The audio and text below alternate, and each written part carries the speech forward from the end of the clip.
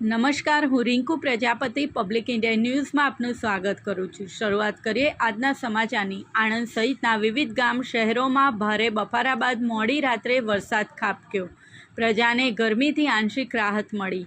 આણંદ જિલ્લામાં ગતરોજ સમગ્ર દિવસ દરમિયાન ગરમી અને ભારે બફારો રહ્યા બાદ મોડી સાંજે એકાએક વાતાવરણમાં પલટા સાથે તેજ ગતિએ પવન ફૂંકાવા લાગ્યો હતો, જે બાદ મોડી રાત્રે આણંદ સહિત જિલ્લાના વિવિધ પંથકમાં ગાજવીજ સાથે વરસાદ ખાબક્યો હતો, જેને પગલે પ્રજાને ગરમીથી આંશિક રાહત મળી છે।